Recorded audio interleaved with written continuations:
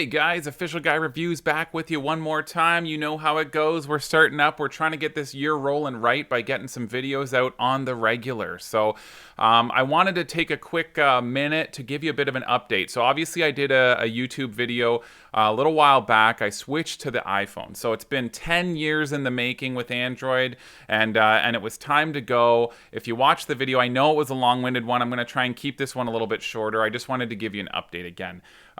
You'll know that basically, to give you the Coles Notes version, I had been with Android over 10 years. You know that I love technology, and I'm always kind of watching for the latest Android, newest features, craziest stuff. So I generally upgrade my phone every single year. So also, if you're familiar with the channel, you'll know that I'm Canadian, and for the most part, if you want to do a little Googling on our carriers, it's one of the worst monopolized companies, carrier setups pretty much worldwide. So that being said, it's more and more difficult as time goes on to do that switch every single year, and gets more and more pricey. And as you know, I don't have, money coming out the wazoo, and I'm not a crazy sponsored channel that gets sent devices. I have to get them on my own. So my thoughts were, if I get the iPhone, in my opinion, no offense, it's a boring phone. It looks always the same as far as the OS goes. There's not a lot of changes outside of the latest little widget add-ons and whatever. There's not a ton going as far as changes from it. So if I grabbed, like a iPhone 10R, and I grab a 12 Pro Max, the overall feel of the OS isn't going to be revolutionarily world changing in a good way. And if you watch my video, basically my thoughts on that are, if I do that, what could happen is maybe I can get off this keeping up with the Joneses rat race that I've been doing for the last 10 years, where I'm always seeing the latest Android or so-and-so's skin on Android or whatever version of Android, and making that jump. Also, the other side of it is, I realized, of course, at my age, I just don't do the emulators and the gaming and pairing a wireless controller, whatever, that I used to do way, way back in the day, all the time. So the final straw for me with Android was the fact that the pricing on Androids has gotten so outrageous that iPhone is a contender. And I mean, if I do want to do anything with my phone in the future, resale is a key way of me being able to afford a new phone, and resale value on the iPhone is untouchable. It just is. It doesn't matter. I don't care what anybody says. I've been doing it for 10 years, and the resale value on an iPhone destroys the resale value of any other device. The only one that was anywhere close several years, probably were 3 or 4 years ago at this point, was the Note 10, or Note 9, whatever. Any of the Note series, when Samsung was not releasing 50 phones a year and the Note would come out in fall, it was always the big dog, and it would keep up price point wise with the iPhone. Well, those times have long past. Now there's a million phones coming out a year, and people are going to, they don't care about the Note or anything else as far as resale value goes, but the retail price is very similar to the biggest and best iPhones. Anyways, I digress. That is the Coles Notes versions. I'll throw a little chapter stamp on that for you, and then we'll skip into it. So what am I updating you with today? Well, I can't do it. I can't. I did a little gripes and griefs video for you guys on the iPhone. What's different? What to expect if you're coming from Android, as somebody who has, lots of friends with iPhones but never really got too in depth with them for a long, long time. But here's the final breakdown, okay? I'm going back to Android, and there's only a couple reasons. There's so many pros going for the iPhone. Don't get me wrong, and the safety and security, and it seems like they're going the right way and trying to keep your privacy private. I mean, it all is fantastic, and it's first world problems coming from me. But I'm actually going to switch back previously to our switching in our current devices. My wife and I, she was using an S10 Plus. I was using a Note 10 Plus. And there's probably a total of 3 main final nails in the coffin for the iPhone where I can't do it anymore. Reason number 3 is copy and paste. I know that sounds ridiculous. I know it's like, what are you talking about? It has copy and paste. It does the same crap as everything else. It doesn't. It doesn't. If you've been with the iPhone for a long time and you're not familiar, the copy paste general intuitiveness on Android is night and day different than that of the iPhone. I'm sorry, I know it's probably going to get me some heat. I just don't know how to use it properly, whatever. I promise you, Android is so much better for copying and pasting. It just is. Even down to the little AI sort of smart grabbing things, which again could get into the privacy of how like screwed everything is on Android, but even down to the things of like you start to copy a phone number, it auto selects realizing it's a phone number, and then one of the options, as opposed to like copy paste, if it isn't hot linked, is call or take you to your dialer or send message. These are all things that I feel like you get sometimes on iPhone. Sometimes you click a phone number and it realizes.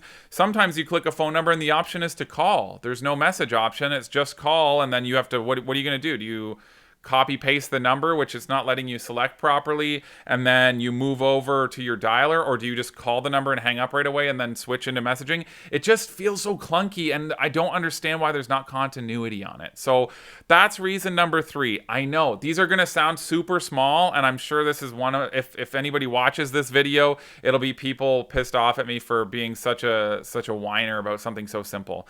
But that's number 3.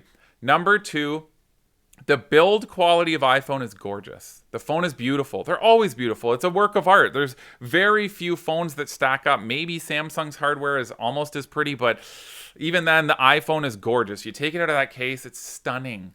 I have the 12 Pro Max. I prefer a larger battery life if at all possible. And in general, I've had larger phones, Notes and Note 10 Plus, and you name it. So I'm fine with that. The iPhone 12 Pro Max, and I know I can solve this not by going back to Android. I could just go to a smaller iPhone. I picked the wrong one, whatever. But it is gigantically heavy in a weird way, because it's not a crazy amount heavier than the Note 10 Plus. It just seems the way the weight of the phone falls on you. Maybe it's the flat bezels that everybody likes. It's great for grip. It's great for all that kind of stuff. It's just too big, which is strange because like I'm a bigger guy, and I had a Note 10 Plus before with cases and all that, but I think the way that it feels when I'm holding a phone, I generally hold it, if I'm reading articles, I've got my pinky on the bottom like so, and I'm scrolling through articles. I've actually legit noticed several times reading articles on the iPhone, like at night or whatever, and like my pinky is either actually noticing the weight enough to get sore, or if you don't have the right case on the phone, the dig in of the non-rounded bottom, right where that charging port is, if you're not holding it the same, has actually made me like subconsciously try and change my grip to like a more squeeze size grip, or to like shifting my pinky constantly. I've even noticed like if it catches on a weird spot, it's like almost hitting a nerve, and like my pinky will start to go to sleep, which again, first world problems. All of this is first world problems. We're talking about $2,000 devices, and of course that's the way it's going to be, but it's just little things that I'm telling you that I've kind of caught over the last couple months where I'm like, I can't do this. Finally, the number one reason that I'm switching off of iPhone is notifications. I can't do it.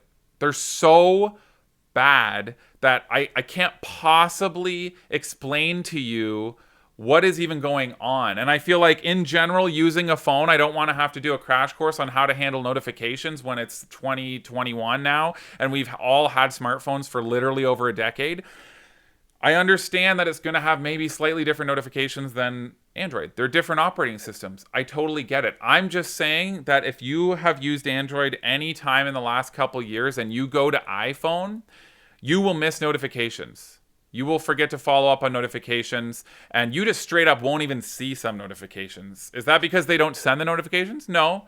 It's just because the way the notifications come through, there's something going on in the way that they're managed that my brain can't wrap around it. And maybe I'm a moron, and I probably am a moron. Feel free to drop it in the comments. But on Android, I would run my notification system much like a to-do list. Of course, I can make a to-do list and I can make a follow-up list, but here's the thing. If somebody messages me that I don't have time to get back to right now, and I want to get back to them later, I will leave the notification there. I will just not swipe that one.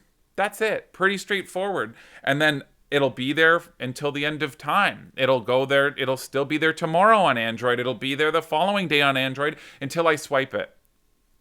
With iPhone, you have your initial block of notifications as they come in, and then You either swipe them or leave them be, and then eventually they sometimes move into that older notifications at the bottom, but they also get grouped in with all of the other notifications that you've dismissed because you legit didn't care about it, like spam and all that other crap. You have that there. It's all mixed into it. And if you miss that, it's the only time that you can go clear all, that you can, like, in that section you have the little X in the corner and you can click X clear all, but when they're at the top, you have to go through each single one and handle it. And for some reason, and I could be crazy again, when I have certain applications open or I don't swipe to close them or whatever, I don't know what I'm doing wrong, but at the end of the day, it shouldn't be that complicated.